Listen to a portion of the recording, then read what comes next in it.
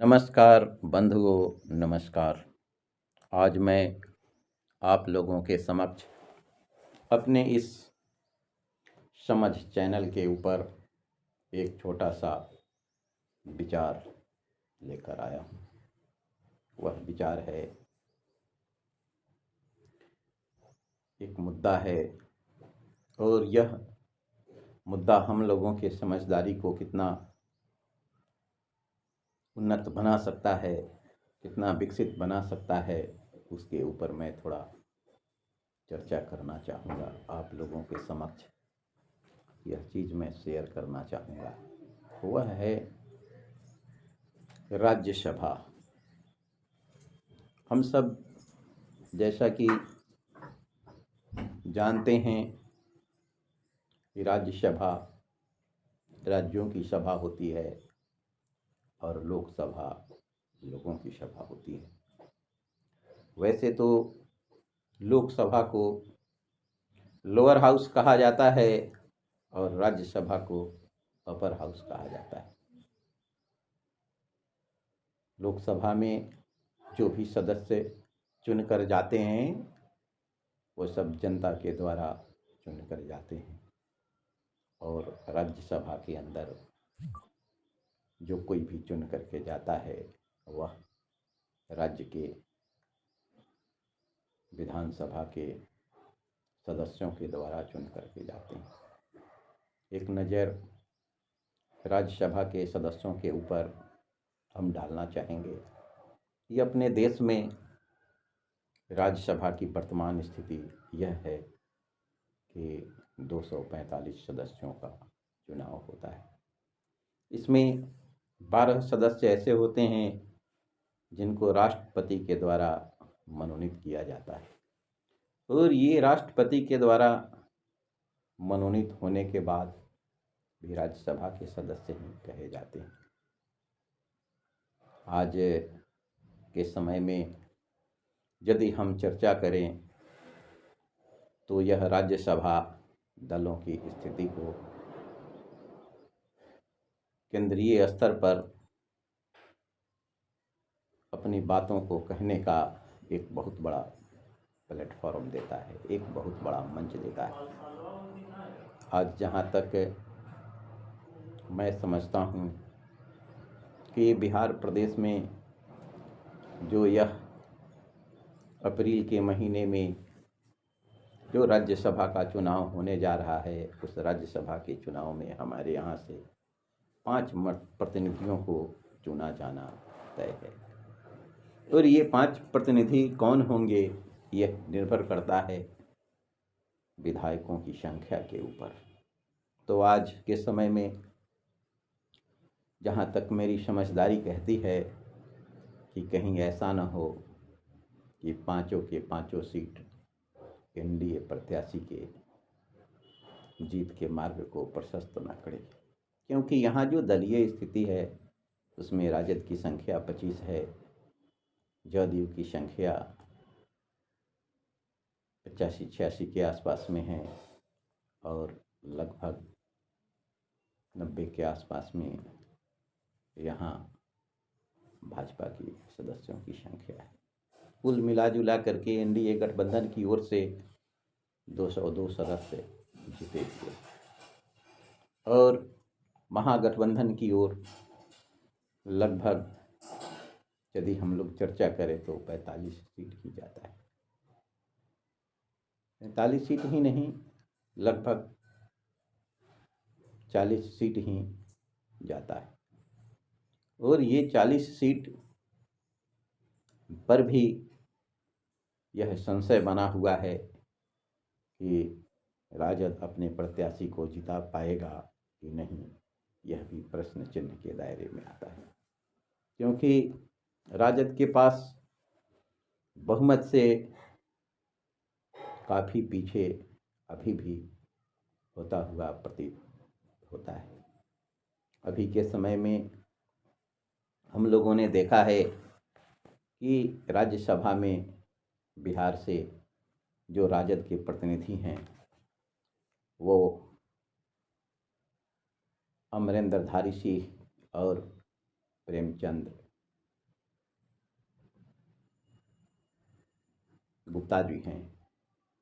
और ऐसा इन दोनों को जिता करके भेजने के लिए कम से कम 41 सीटों का विधानसभा में होना अनिवार्य है, पर एक ही सीट के लिए महागठबंधन बना हुआ है। लेकिन उसमें भी जो हालात हैं वह अच्छी नहीं है। जहाँ तक मैं समझता हूँ कि अभी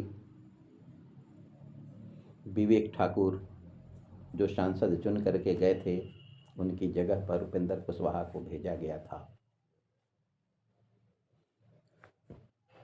और आज के समय में भाजपा की ओर से नितिन नवीन को जाने की संभावना प्रबल होती दिखाई देती है।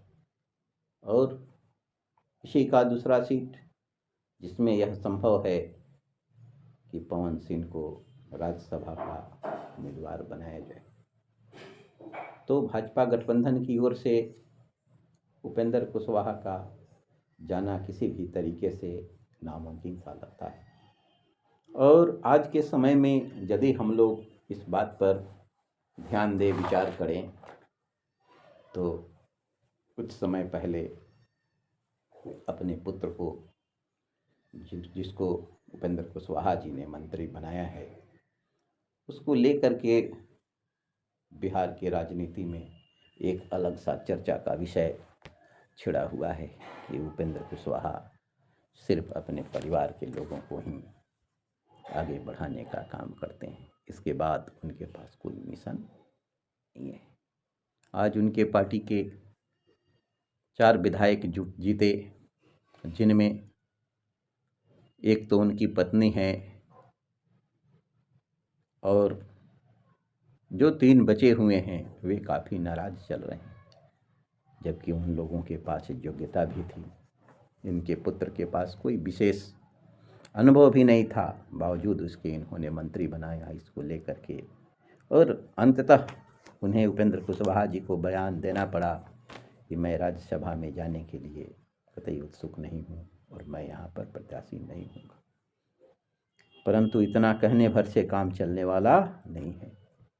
जहाँ तक लोजपा की बात है तो लोजपा के 19 विधायक जीते हुए हैं और इनके पास सांसदों की संख्या भी अनेक हैं।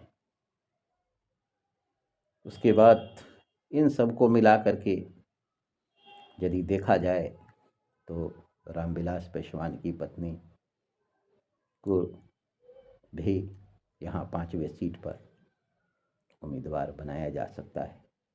जहाँ तक जदयू के कोटे से 2 सदस्यों को जाना है, उनमें कर्पूरी ठाकुर के पुत्र रामनाथ ठाकुर जी, उनको भी जाना जरूरी है, नहीं तो उनके दल में भी। और दूसरे सीट जदयू का रघुवंश नारायण सिंह जो राज्यसभा में उपसभापति हैं, उनका भी जाना लाजमी सा बनता है। और रही बात राजद की ओर से, तो यह संभव है कि राजद की प्रत्याशी यहाँ से नहीं जीत सके। इसके लिए बहुत परिश्रम करना पड़ेगा, जो कहीं से लगता नहीं है कि राजद के लोग अपना उम्मीदवार जुटा पाएंगे। उसके बाद जब इस बार यदि राजद की हार होती है तो अगले बार 2028 में जो राज्यसभा का चुनाव होगा उसमें भी राजद की सदस्यता पर उसमें भी खतरा रहेगा, क्योंकि उस समय भी कोई चुनाव नहीं होना है। तो वहाँ पर भी 5 सदस्य जाएंगे, तो 5 सदस्य में राजद का जो प्रत्याशी है हो सकता है कि उनको भी नुकसान उठानी पड़ी। उसके बाद बारी आती है 2030 के अप्रैल महीने में पुनः यह चुनाव का समय आएगा। उस समय राजद की ओर से मनोज कुमार झा, संजय कुमार यादव उसके बाद अखिलेश प्रसाद सिंह, ये 3, एक कांग्रेस से और 2 राजद से। तो उस समय 2030 तक होते होते तो मुझे ऐसा प्रतीत होता है कि राज्यसभा में आरजेडी की सदस्यता लगभग 0 न पहुंच जाए, और यह लालू प्रसाद यादव के पार्टी के लिए बहुत बड़ा नुकसानदायक कदम हो सकता है। इसलिए कि जब आपकी पार्टी को इतना बड़ा नुकसान राज्यसभा में उठाना पड़ेगा तो आगे का राह आपका आसान नहीं होगा। इस चुनाव में आपने जो गलतियां किया है उसका खामियाजा तो कम से कम 5 बरस तक आपको निश्चित रूप से उठानी पड़ेगी। जैसा कि हमने देखा, हमने समझा, उसके हिसाब से जो सीट की संख्या राजद के लिए बनती है वह 2030 की अप्रैल राज्यसभा के द्विवार्षिक चुनाव आते आते 0 हो जाएगी। उसके बाद राजद के अपने अस्तित्व पर संकट मंडराने लगेगा।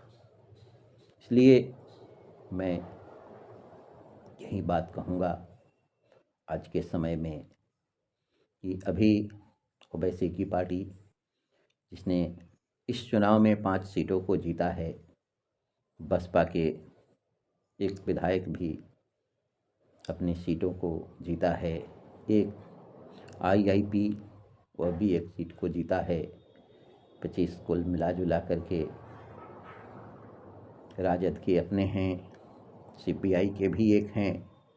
यदि सही तरीके से यदि तालमेल बना ले तो एक उम्मीदवार निश्चित रूप से राजद का भी जीत सकता है, और यदि नहीं बना पाए, सबों के साथ तालमेल नहीं बना पाए तो 5वीं सीट पर भी राजद का जीतना मुश्किल सा हो जाएगा। इसलिए इस चुनाव के गंभीरता को देखते हुए सही निर्णय लेना जरूरी है। ऐसे भी कहा जाता है कि समझदार वो है जो समय रहते चेत जाए।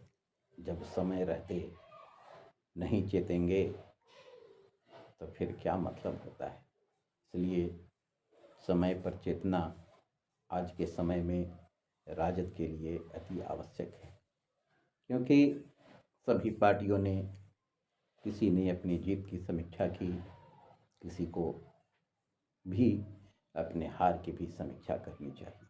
जब हम अपनी हार की समीक्षा वाजिब तरीके से नहीं करेंगे तो आगे का जीत का मार्ग प्रशस्त नहीं होगा।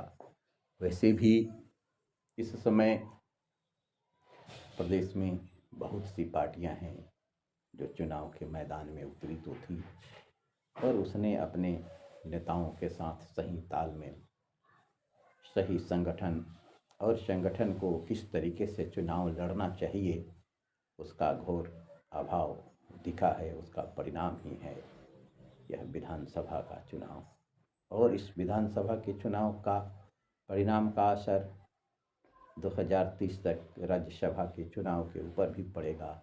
इसका अंदाज़ा किसी को था नहीं। यदि इसका अंदाज़ा रहता तो निश्चित रूप से अपने सभी नेताओं के साथ तालमेल करके और पूरी चुनाव को हैंडल किया जाता। जहाँ तक मैं समझता हूँ कि राजद की हार की सबसे बड़ी कारण यह थी कि राजद आज भी, सिर्फ राजद ही नहीं, राजद के समक्ष समान वैसे कई पार्टियां हैं जो सिर्फ वंशवादी पार्टियां हैं, सो अपने अपने बेटों के सहारे ही राजनीति करने की निकली है। उनका मकसद सिर्फ अपने ही संतान को सुख पहुंचाना है, अपने ही संतान को साधन पहुंचाना है, इसके अलावा उसका कोई काम नहीं। जब आप सिर्फ अपने और अपनों के इर्द गिर्द घूम करके शासन चलाने की बात करेंगे तो फिर आपका विकास कैसे होगा, आप अपने संगठन को कैसे केंद्रीकृत करके रह सकेंगे, यह आपके बस का चीज़ नहीं है। इसलिए ज़रूरी है कि आपको अपनी इस मन में कि वन मैन आर्मी, मैं ही अकेला हूँ, जो चाहूँगा सो ही करूँगा, और उसी के सहारे आप यदि अपना काम करना चाहेंगे तो यह कदापि संभव नहीं है कि आप किसी चुनाव को जीत पाएंगे। इसलिए मैं यह सलाह देता हूँ बिहार की राजनीति को करने वाले उन सभी नेताओं को कि आप सब अच्छी तरीके से अपनी राजनीति को धरातल पर उतारिए, तब जा कर के आपका काम संपन्न होगा, आप विकास के मार्ग पर आगे बढ़ेंगे, वरना आपकी राजनीति समाप्त हो जाएगी। जय हिंद, जय भारत। मेरी बात यदि आप सबों को अच्छी लगे तो मेरी इस चैनल, जिसका नाम है यूट्यूब के ऊपर @समझ 713, तो सब्सक्राइब कीजिए, बेल आइकन दबाइए, ताकि आगे की बना हुआ जो भी वीडियो है वह आप तक